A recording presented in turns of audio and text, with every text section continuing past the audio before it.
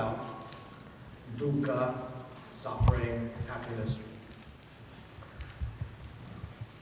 It's a conversation between the Buddha and a man called Mahali. And Mahali asked the Buddha, is it true that our experience is dukkha? And this is the reply.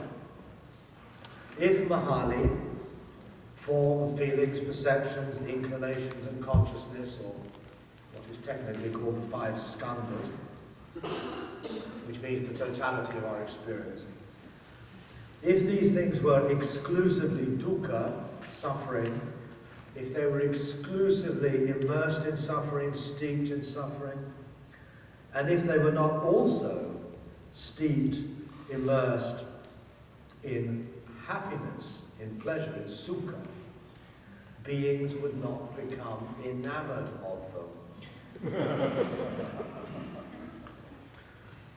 But because they are pleasurable, beings do become enamored of them. By being enamored of them, they become captivated by them. And becoming captivated by them, they become afflicted. It's a very telling passage. Okay, the source is Sanyutta Nikaya 2260. Connected Discourses of the Buddha, chapter 22, section 60, and you can find it in Bhikkhu Bodhi's excellent translation. It varies slightly from mine, but it's still excellent.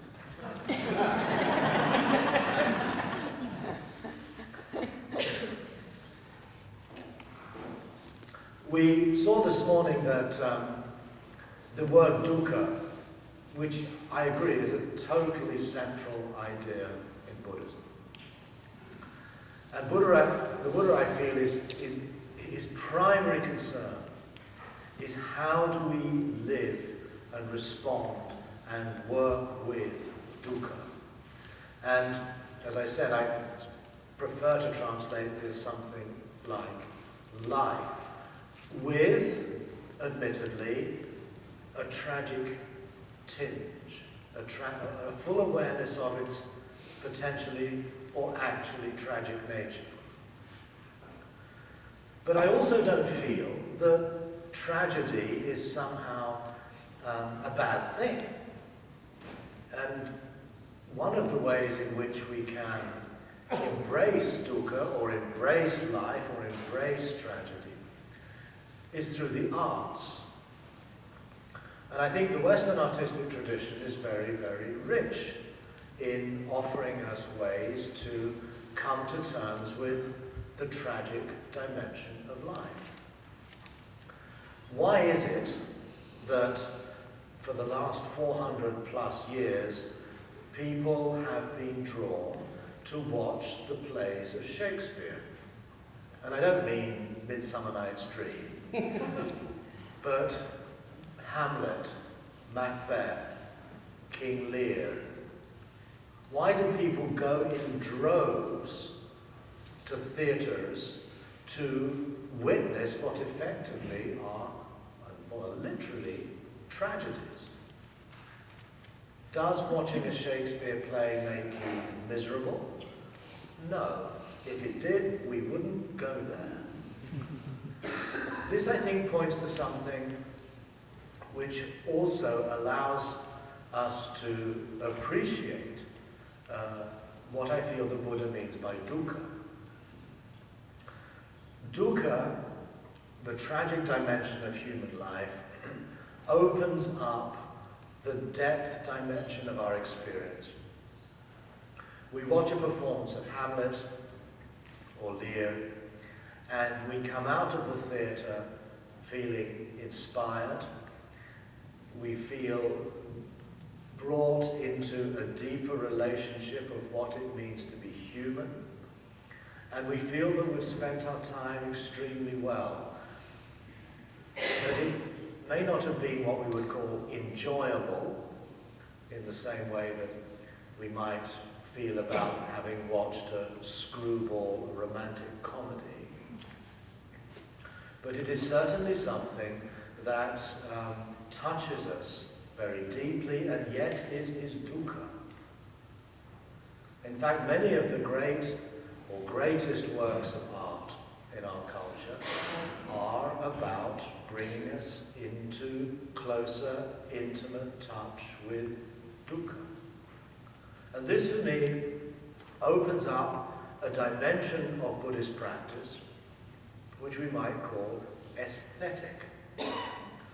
I feel that this first task, this embracing of dukkha, has both a cognitive dimension in which we pay attention, we notice impermanence, suffering, impersonality in a cognitive way.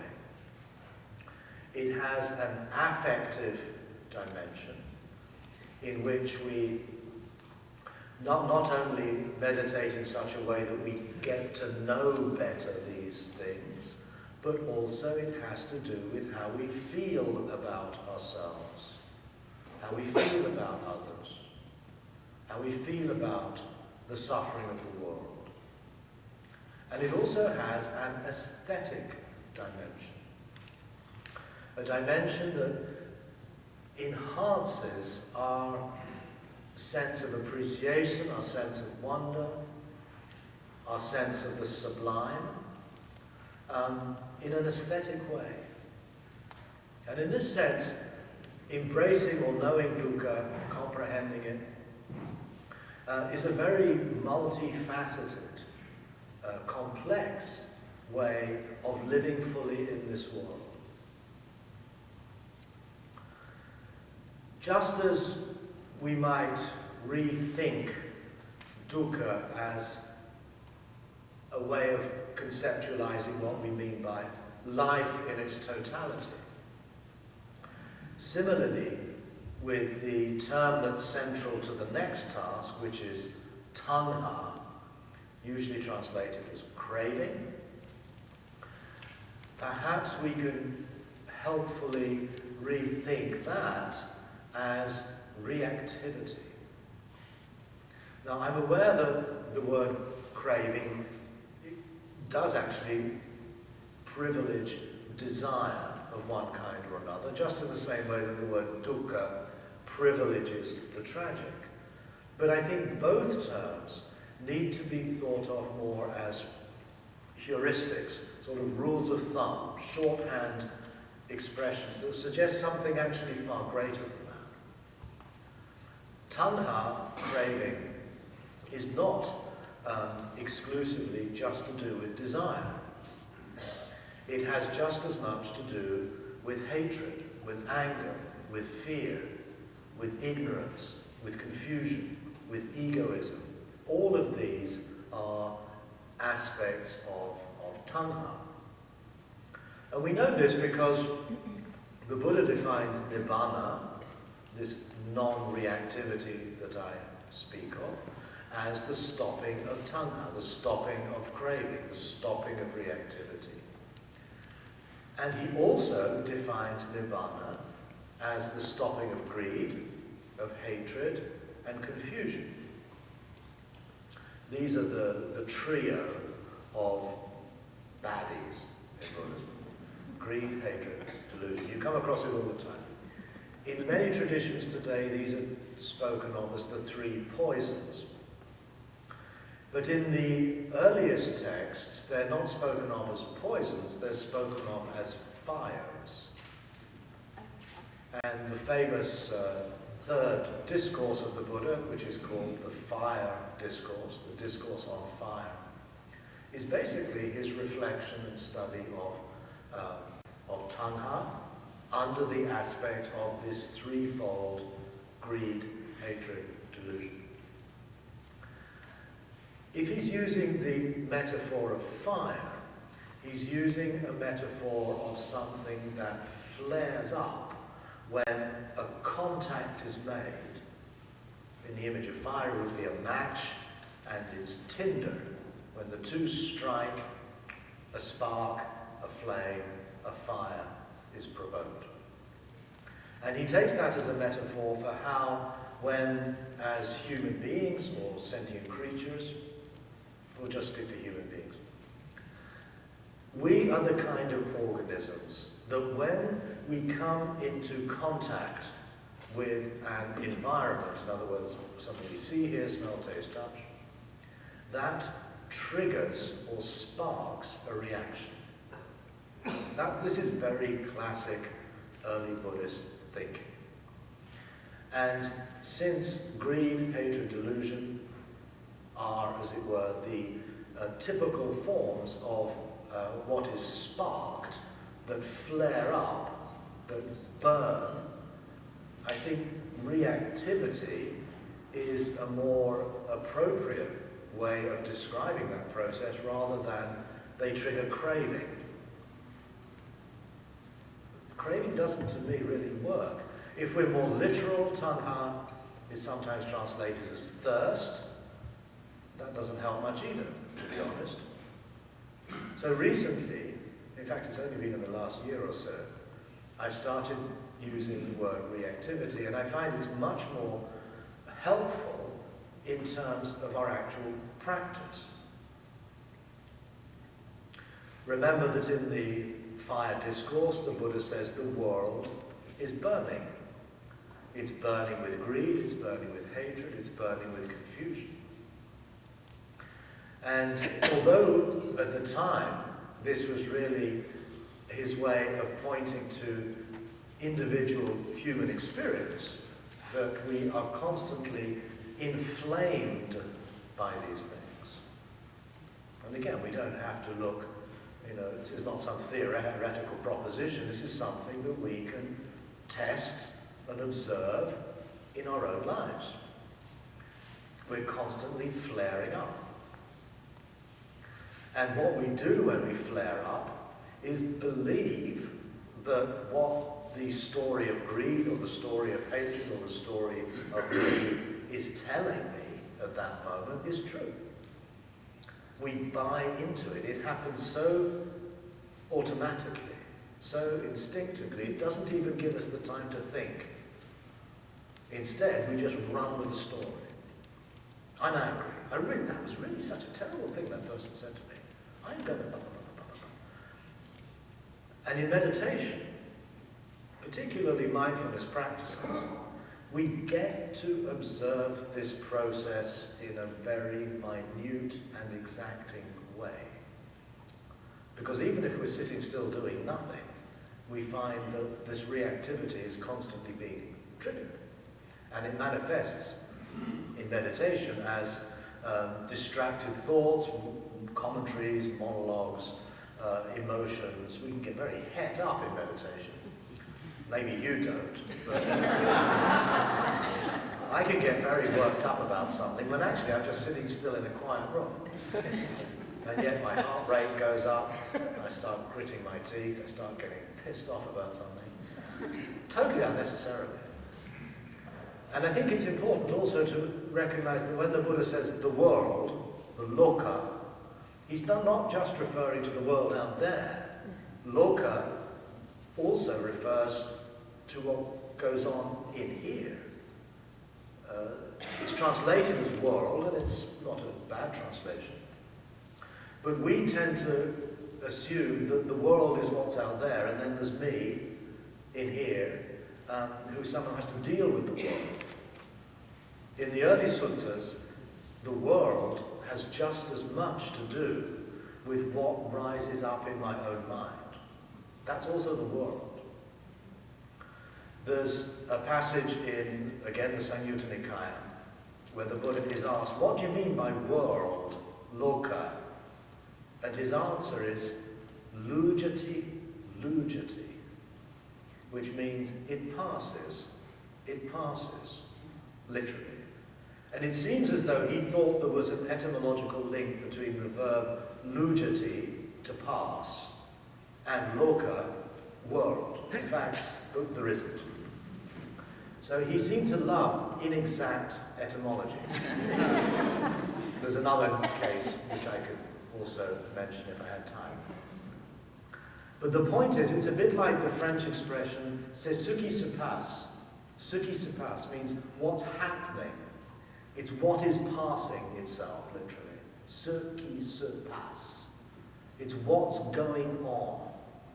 The world is not understood here as one part of a polarity or a duality, but it's understood as a way of a shorthand again for what's happening. And that includes equally what's happening inside my mind, in the privacy of my own thoughts, as well as what's happening outside. In both cases, stuff happens, or shit happens. Is another way of describing dukkha, actually. It happens. And this happening, this lokha, triggers reactions. And that's not a problem. I think we must be very careful not to bring into this practice a sense of guilt. But if I'm a good Buddhist, a meditator, a spiritual person, a mindfulness trainer or whatever, that I shouldn't feel these things. That they're somehow a sign of failure or weakness or not having done enough retreats. But I think the way the Buddha understands this is simply that's what goes on when the kind of organisms we are encounter the kinds of worlds, inner, outer, that happen to us, that triggers reaction. Nowadays, I think we probably understand this more in terms of evolution, neurobiology. It's just how this organism has come to survive, both through generations and during the course of this life, because it's been good, historically, over the last million years, of getting what it wants, protecting itself against what it doesn't want, and reinforcing and stabilizing its sense of me and mine. I think the three so-called fires, or poisons, also poison is useful because it suggests that there's something toxic in reactivity. It kind of, when one of these reactions arises, it pierces the bloodstream, as it were, and rapidly the poison spreads through the whole system. Shantideva, who's writing 1,000 years later, says that reactivity is like a poisoned arrow, and as soon as it pierces the body, the poison spreads rapidly through the bloodstream. And you'll probably notice this in meditation. You're sitting there calmly, happily, mindfully, and then, without intending it or wanting it, let's say a moment of anger or frustration or whatever it is, penetrates into your mind, comes to the surface, happens very quickly. If you don't just see it for what it is, it's toxic. It begins to spread right through the system, and it becomes very difficult to then dislodge it. You get stuck into this rather uncomfortable and unpleasant feeling that doesn't seem to go away. So reactivity is an entirely naturalistic thing. We don't need to feel bad about it or guilty about it. We don't, in other words, need to have an aversive relationship to it. That's basically feeding it. If you feel it's a bad thing and you feel guilty, basically you're reacting aversively to reactivity as a Buddhist. So we have to be careful. And the second task that the Buddha speaks of is that of letting go of reactivity. Now, I said this morning that one part of this process of these tasks is that if we came to experience the world deeply and intuitively as tragic, as momentary, as impersonal, that in itself would diminish the power of reactivity to overwhelm us. Because we'd realize more or less straight away that it's bringing us back into a kind of petty-mindedness, into a not particularly noble frame of mind. But nonetheless, it still happens. And I think there's a strong case to be made that these reactions happened to the Buddha as well. This comes through very clearly to my mind in those discourses where you find him dealing with the character called Mara. Mara is a personification of reactivity, or personification of greed, hatred, delusion. There's a text in the Digha Nikaya that says, as soon as a person grasps, Mara stands beside him or her. So Mara is a figurative, mythic way of talking about what happens to us as human beings when we encounter a world. Mara approaches, as you read many of these discourses, it says the Buddha is doing this, that, or the other, and then Mara appeared. Then Mara approached him. And what's striking is that the vast majority of accounts in the canon of Mara approaching the Buddha occur after the Enlightenment. Whereas, we've been told, and tradition often repeats this, that on becoming awakened, the Buddha conquered Mara. He overcame, or he vanquished, the armies of Mara.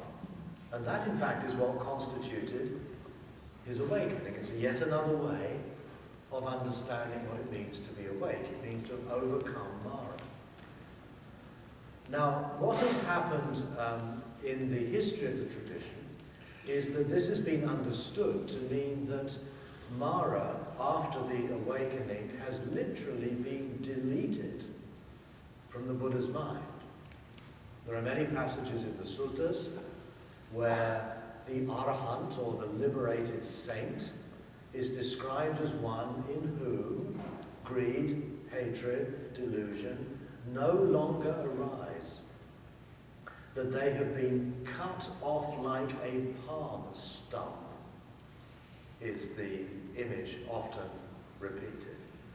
So we have this idea that the Buddha, the great arhants, the enlightened masters, these are people in whom there is no trace of greed, of desire, of hatred, of fear, of ignorance, of ego. It's all gone. It's been wiped out. But this is contradicted by the fact that after the awakening, Mara continues repeatedly on dozens of occasions, right up until about 2 or 3 months before the Buddha's death. That's the last occasion. Mara spoke to me, the Buddha says. Perhaps this is the tradition's way of splitting the enlightened Buddha from this personification of evil, who's understood in those cultures as some sort of disembodied spirit, a bit like Satan is depicted in the New Testament, for example. But today I think we have to understand that as a symbolic or mythic way of describing what's actually going on in the Buddha's experience. So what does it mean to have overcome Mara, and yet Mara's still around, still present, still approaching? It points to the fact, I think, that Mara reactivity is simply a given for the sort of creatures we are. And as long as we're embodied, as long as we're walking this earth, we will be subject to these instincts. As I said already, from a neurobiological point of view, these would simply be the legacy of our own evolution. So to get rid of these things, to cut them off like a palm stump, would require something like a lobotomy. That we would have to remove the limbic system from our bodies, which is of course absurd. So letting go of reactivity It's sometimes translated as abandoning, which I think is rather too strong and rather too premised on the idea that you can literally get rid of them. Letting go is softer, more gentle.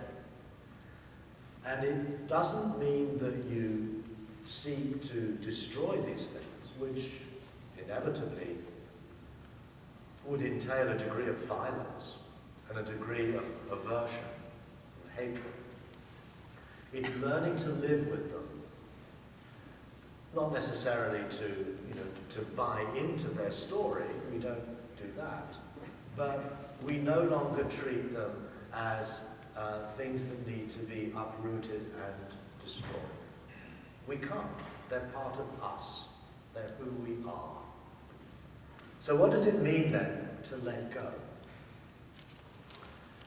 On one level, I think it means that once we come to see the world from on ground, this depth dimension, their power is in any case already diminished, and they tend to fall away.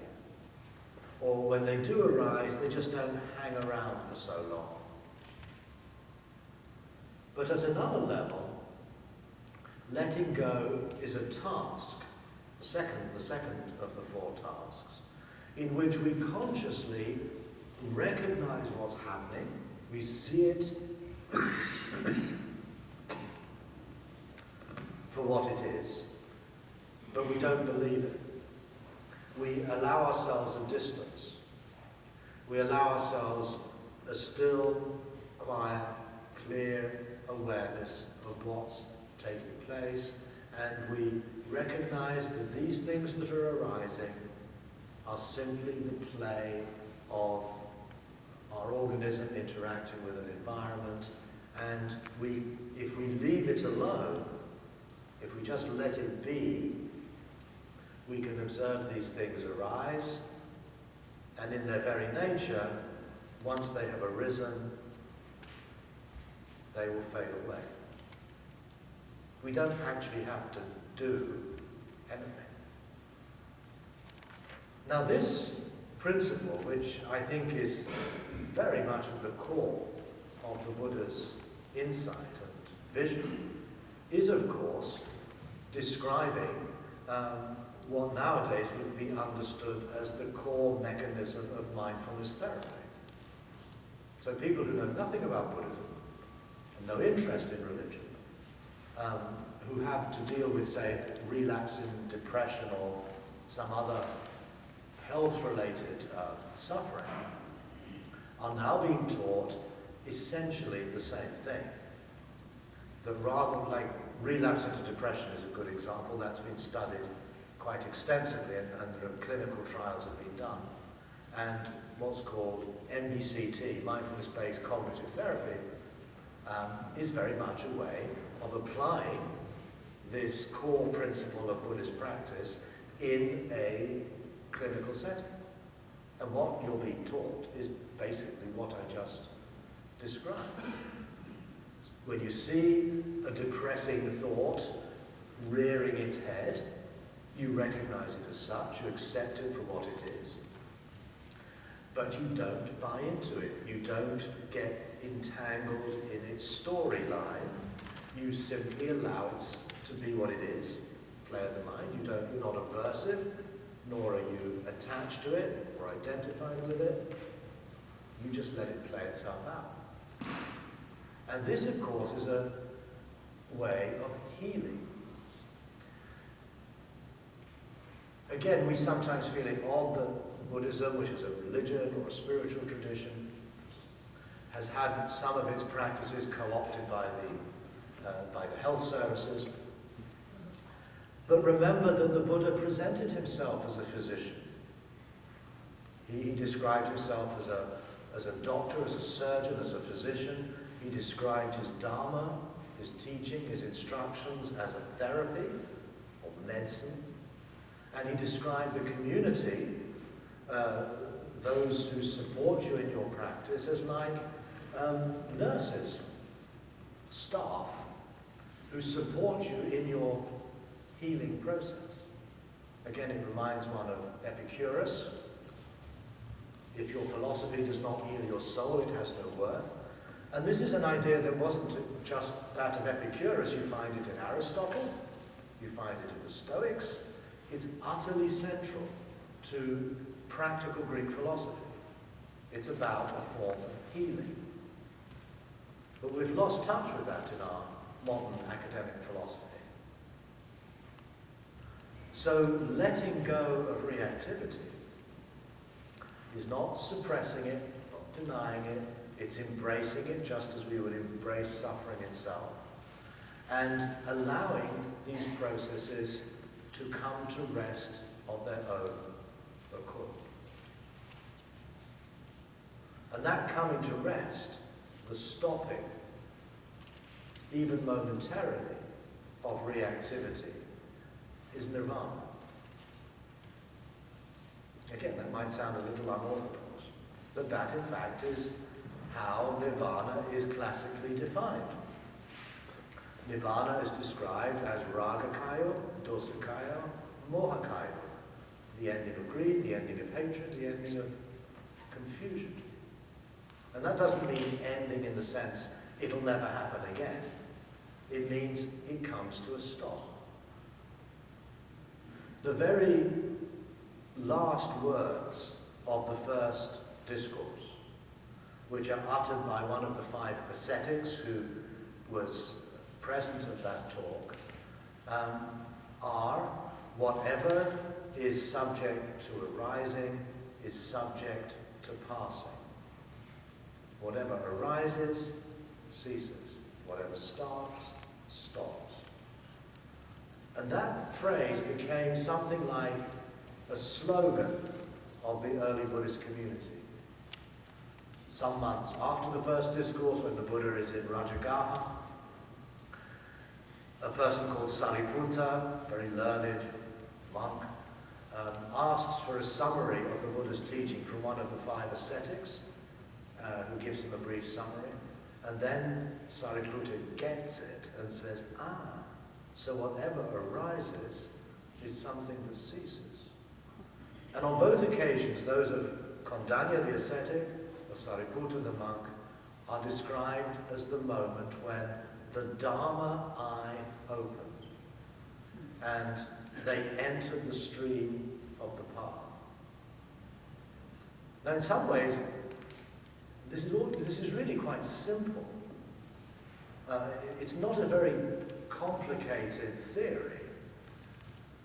The problem is, it's very simple, but it's not easy.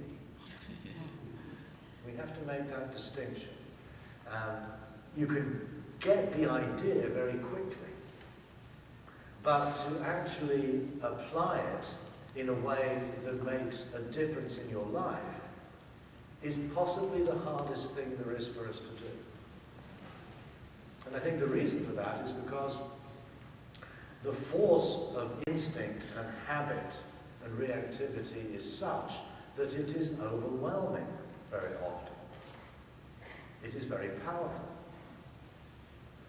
Another passage somewhere in the canon, I can't remember where, the Buddha says, there is nothing as powerful in this world as the armies of Mara. The conventional armies have really got nothing on the armies of Mara. That's what we live with, that's what we work with, that is the stuff of our practice. So the third task is to consciously valorize those moments when reactivity stops. And again, we shouldn't speak here in the abstract, but let's say, for example, I'm sitting in meditation and then some anger about something arises. It's that specific anger in that moment that I can see arise, and if I don't buy into it, I can also experience it diminishing and then at a certain point no longer being active in my mind. And that absence, that stopping, that moment is nirvana, the stopping. Now the way in which Buddhist teaching is often presented is in negatives. You probably come across this. It's very much a via negativa. It describes many of the virtues in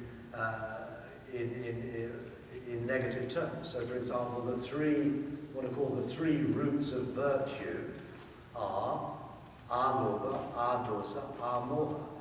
Non-greed, non-hatred, non-delusion. Now that's very foreign to our way of thinking. And it's very difficult not to understand that as simply meaning when those things are not present, when they stop. And when they stop, there's just a blank. But if it's just a blank, why are they called the roots of virtue?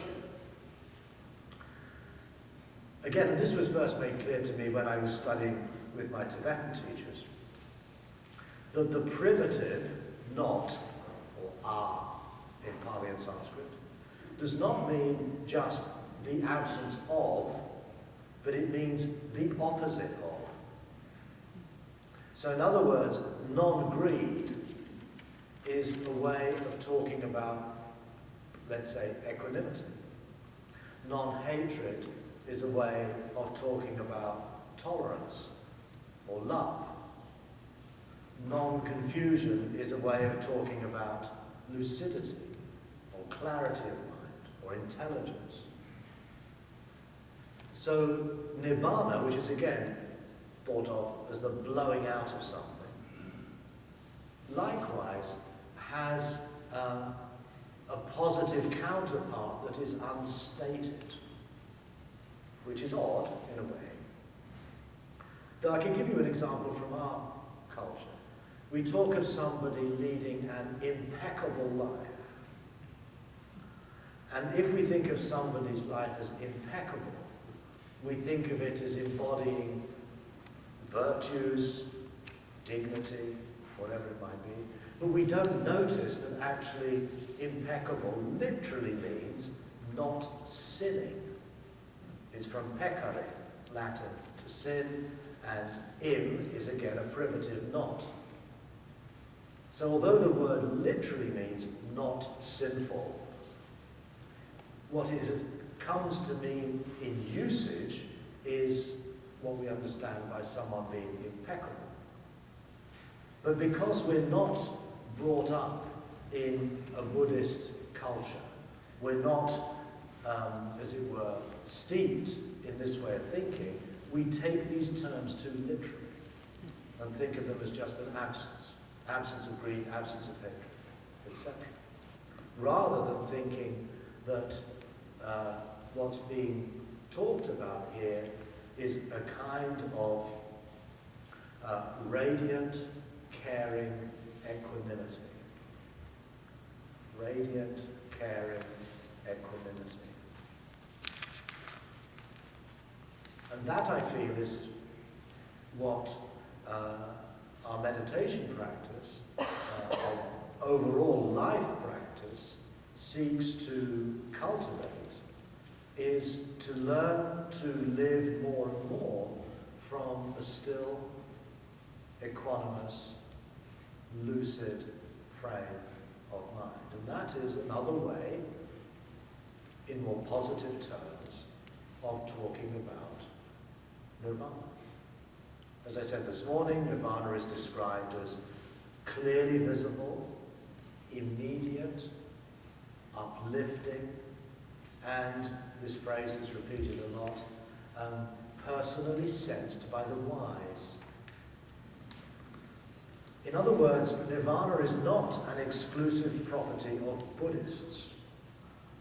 There's a very interesting passage that I won't cite here, where the Buddha's having a dialogue with a wanderer, a non-Buddhist wanderer called Sivaka. And Sivaka comes to the Buddha and he says, "What do you mean to say that the Dharma is clearly visible?" And the Buddha says, "Well, let me ask you a question, Sivaka." Again, it's a very much a Socratic approach. the teacher, instead of just giving an answer, actually makes the questioner think for him or herself and arrive at the answer themselves. He says, Sivaka, when there is attachment or hatred inside you, do you know that? And Sivaka says, yes. And then he says, well, when there's no attachment or no hatred inside you, are you aware of that? And Sivaka says, yes. And the Buddha then says, that's what I mean by saying the Dharma is clearly visible. So it's not an experience that is something that will only occur if you become a monk and you go to a monastery and you spend 10 years in the Himalayas in a cave, and you get all these right initiations, and then if you're lucky in this life, you'll get a glimpse of this. That's religious institution doing its thing. But here we have very early texts which, to my mind, are very likely to go back to a very early period, in which this experience of nirvana is something that is clearly visible, immediate, something sensed by wise people in general. What the Buddha is offering, I think centrally, is a form of practice that enables those moments to become more rather than less frequent. But the actual experience is something we already know. It's something that is common to all humanity. The trouble is, they're very fleeting. We don't really have a context or a framework for integrating them into the rest of our lives. We don't have an ethical or philosophical template or a set of instructions and ideas that would help us cultivate these things. So this third task, which is perhaps of all of them the one that's most tricky to grasp, is when we find ourselves in a still, radiant, equanimous space, whether it be in meditation, whether it be when we're hiking in the hills, whether it be when we're with someone we love deeply, valorize that, celebrate that, honor it, experience what it's like, what it feels like in your body. Become familiar with it, become intimate with that feeling. And again, this is not the goal of the practice, but it's actually the beginning. Because the third task, which I described before as the sort of the hinge or the fulcrum of this process, is what then allows for another relationship to life itself through the ways we think and speak and act and work, all of the elements of the famous Eightfold Noble Path. So nirvana, rather than being what the path leads to, which is the orthodox view, actually becomes what opens up the possibility for the path to emerge. And what's being described by path here is not a linear process that starts with A and leads to Z, that goes from ignorance and ends up at enlightenment. But actually, the path as described is rather more like a positive feedback loop.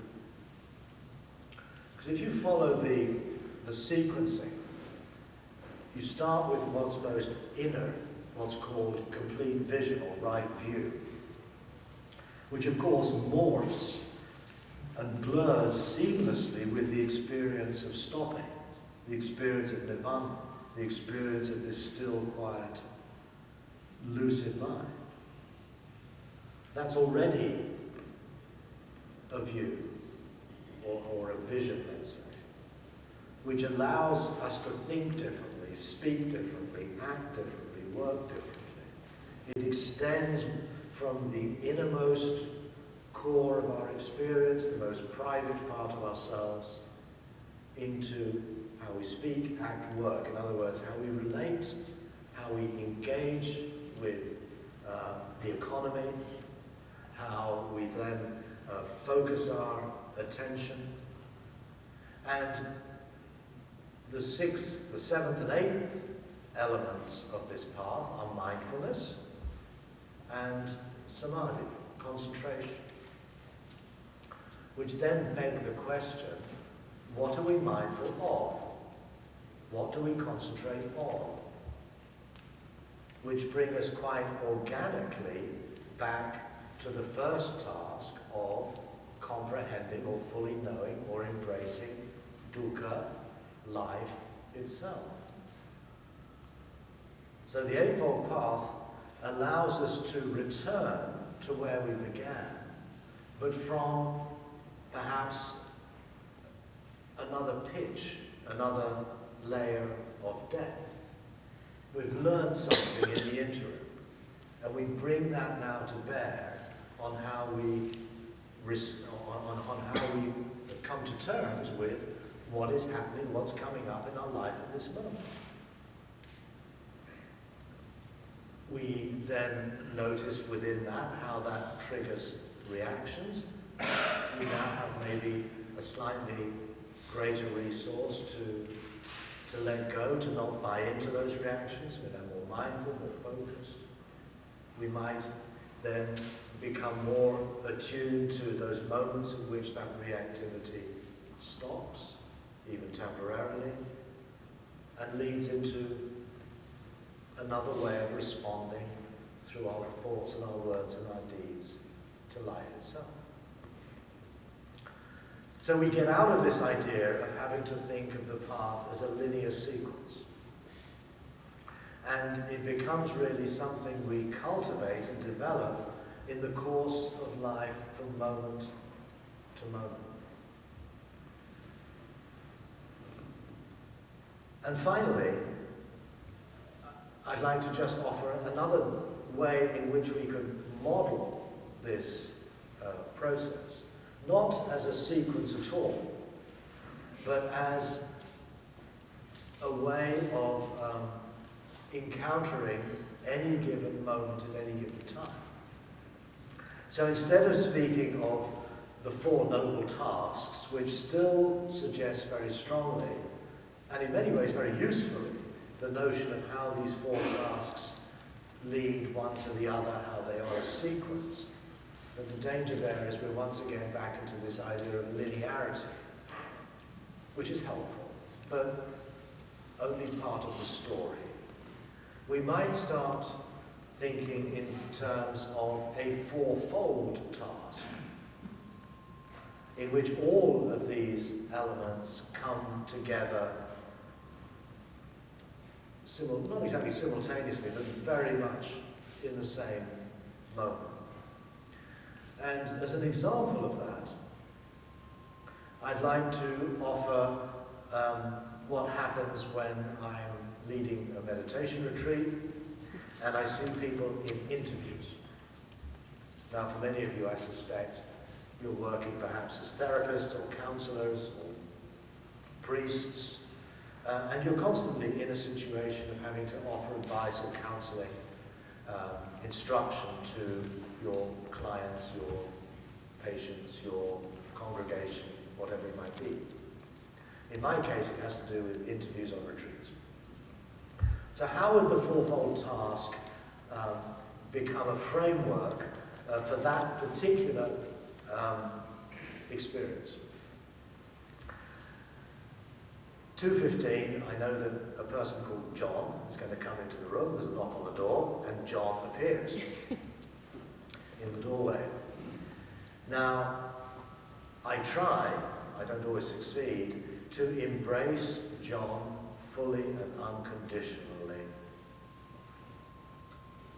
But I'm also aware that John's appearance, especially if I already know John, will also prompt certain reactions. Oh no, not him again. Anyone but that guy. And all of the past stories you've had with John, good and bad, immediately begin to infect the encounter with this human person. As a meditation teacher, I'm not interested in my own particular likes and dislikes. That actually just gets in the way. Now, it might be tempting to say, well, I must sort of stamp down those reactions. That also isn't going to be too helpful either. It's probably just going to push them beneath the surface of consciousness, and they'll probably manifest in some other more subterranean fashion. So I'm aware of those reactions. I notice them, but I don't, at least I try, not to get caught up in them, not to believe in them, not to take them as my guiding narrative as to working with whatever issue John wishes to discuss with me at that moment. So there's an embrace, and at the same time there's a release. So when we talk of embracing dukkha, letting go of reactivity, in some ways we're talking about a single act. It's an embrace that is also a letting go.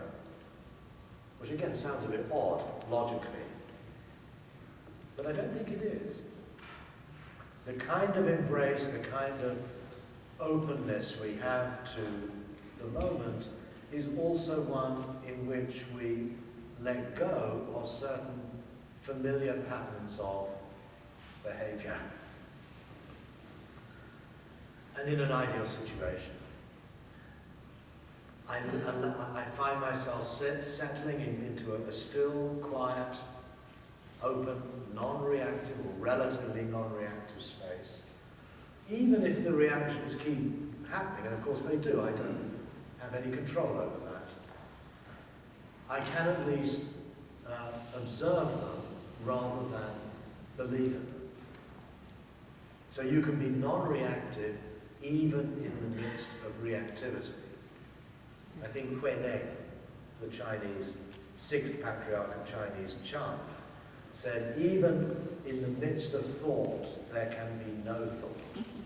It's the same idea, I think. So you can be in the situation but not of it. But since this is a relational situation in which I'm called upon to respond to John's dilemma, whatever that might be. Maybe John is in a state of great distress. Maybe John has just lost someone very dear to him. Maybe John has just had an experience of mystical enlightenment in his meditation. I don't know. But whatever it is, I'm open to that. And when he starts to speak, and also through how he shows himself through his body language, I seek to put aside all of my preconceived ideas and longings and wanting to be seen as a great meditation teacher or whatever it is, and open my heart and my mind to John's dukkha and to respond to that in thought and in word and in deed, which is part of my work. In other words, you can see how the Eightfold Path is structured in a way that leads from the inner to the outer. And sometimes, on a good day, I will say something to John that will surprise me. That I'll find that I'm in the flow, as it were.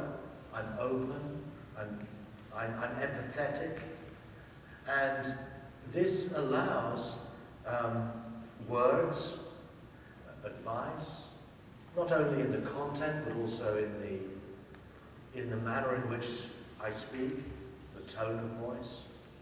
Perhaps it's reflected also in my own body language. I may reach out to him, I might hold his hand or whatever. And in this way we can see that this model is something that needs to be applied pretty much in any situation. And we don't have to think of it in a strictly linear sense. There is still a linearity.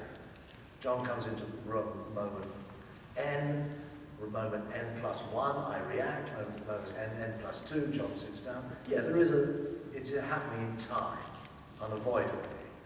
But the fourfold task, in a way, seeks to somehow hold that in a non-linear way, as simply part or a way of a sort of a framework for responding to John's issues at that time.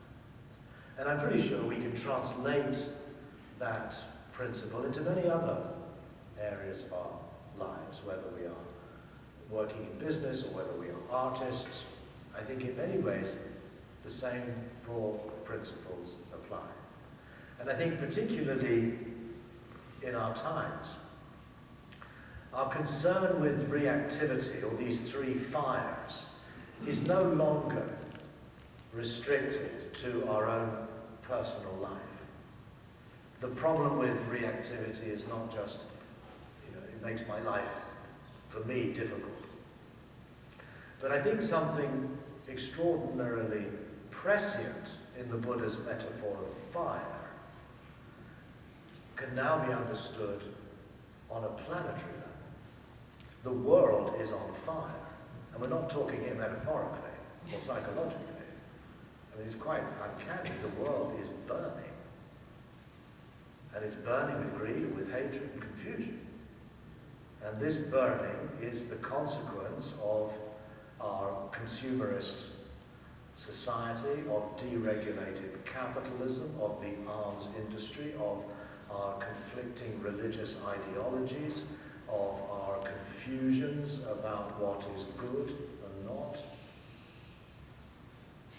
The world is being consumed by heat. We don't speak of global warming anymore, but we talk of climate change, but nonetheless the key indicator is the temperature rise. Heat, fire. The fire discourse, when we read it today, has implications and resonances that the Buddha could not possibly have foreseen, unless he really was omniscient and saw the future. I don't think that's likely, but who knows. So again, this four-task model, and I think this is perhaps one of the great challenges of our time, is to translate this insight from an ancient religious tradition and ask how that might be articulated and developed as a framework for dealing with, catastrophic events in the whole biosphere of our lives. Which touches again on some of the points that came up last night. This really central question of how we translate what is, at one level, a deeply private, personal practice into an ethic that responds to dukkha beyond the human scale, into the scale of all living beings, all sentient beings, and their fate in this world that is being transformed rapidly by our acquisitiveness, by our fears, and by our hatreds. 15 minutes of just questions and comments. Yeah. We need the microphone.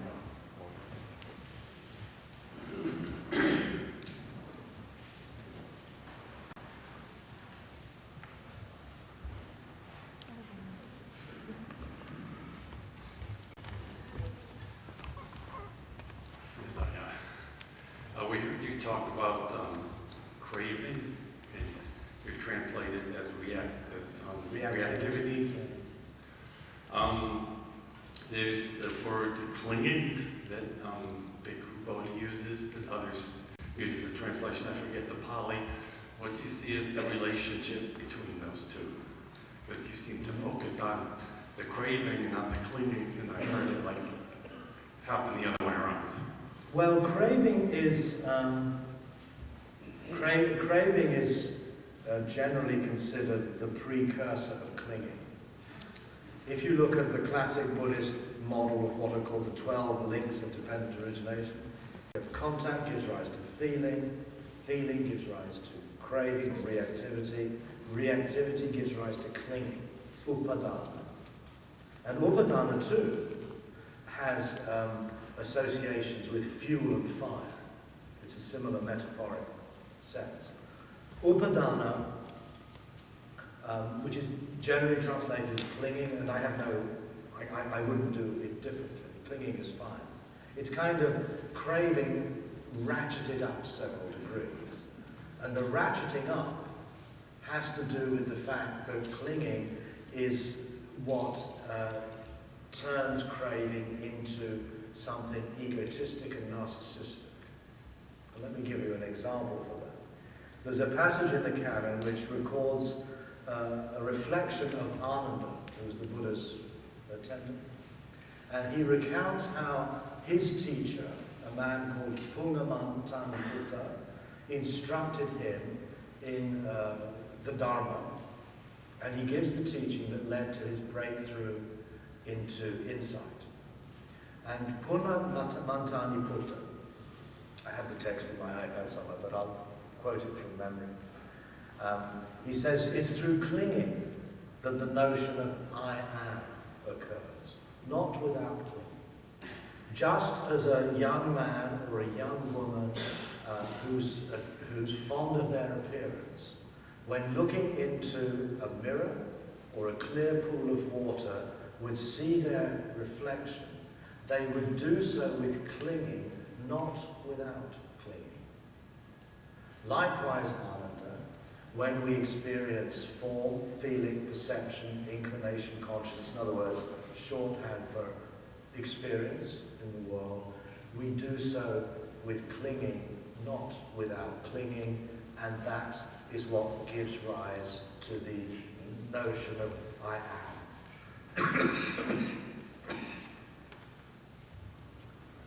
Now, one thing that's striking about that parable, or that story, is that it's effectively the myth of Narcissus. The man who looks into his reflection in the water and falls in love with himself. And clinging, therefore, is basically narcissistic. A craving is just, bog standard reactivity. I want this, I want that. When you invest in I want or I don't want to a particular degree, when it sort of crystallizes and intensifies, it becomes narcissistic. The whole world then turns around you and your desires and fears. That you experience the world basically as the mirror of your own self-infatuation. The world is here for my gratification. If the world is threatening my gratification, then I'm against the world. So that's at least one canonical source that suggests how clinging invests reactivity with a kind of narcissistic obsession. Do you believe it's possible for like an enlightened person to do away with clinging? Because it doesn't sound like you think it's possible for a living person to do away with craving, but do you think that could be obliterated? Sorry. I'm always not quite sure what people mean when they say an enlightened person. Enlightened about what? Traditionally called the Arhat. The Arhat. Well, again, you see Mara is very much associated with clinging and grasping. And Mara appears to the Buddha as an Arhat. So, to me, I find it very difficult to accept, particularly on the basis of our current understanding of where clinging, craving, greed, hate, where these things come from. Traditional Buddhism believes that these poisons or fires are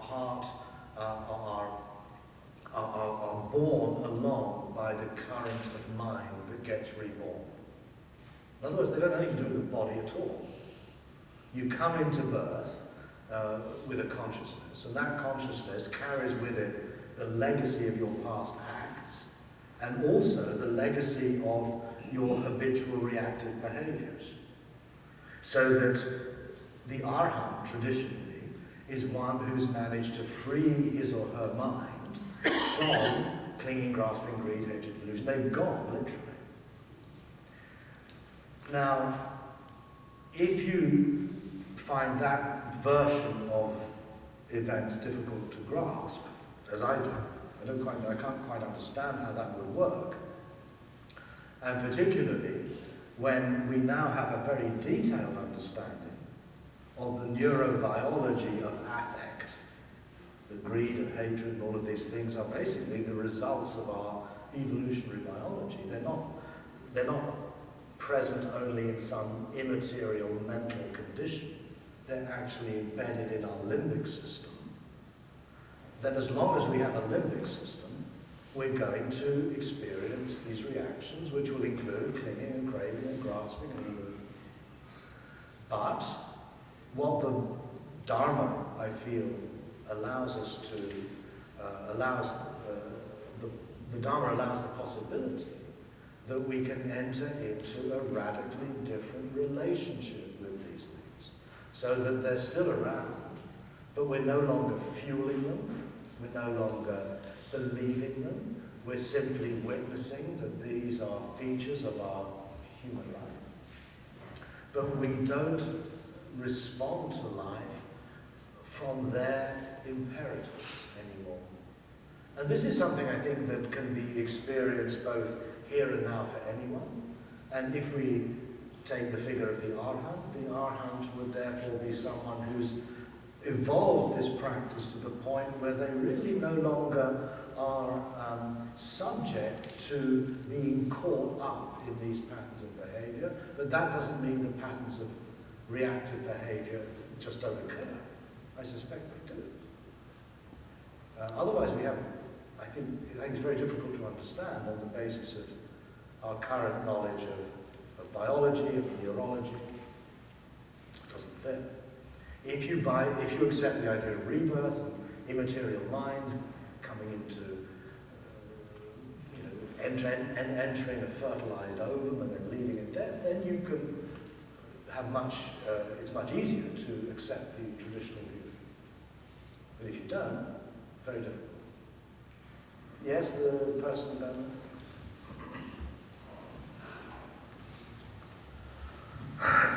I'm very pleased to hear you moving in the direction you just moved into. Basic, simple question: can Buddhism save the world? Well, there's a very simple answer: no. But maybe we can save the world. Buddhists can at least play a role. The numbers are bothering me in terms of a billion half Chinese, more than a billion Indians, a lot of other people who don't understand the process we're describing beyond ego, and the issue of, you just mentioned, of greed embedded in our limbic system. So I'm pessimistic.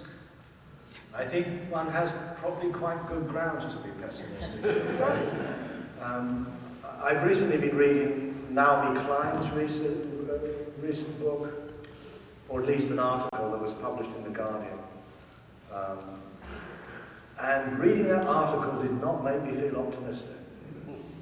Because she presented, I think, a very clear case that the force, the reality of our rapidly changing climatic conditions is moving at a particular pace, and deregulating capitalism is also not being restrained.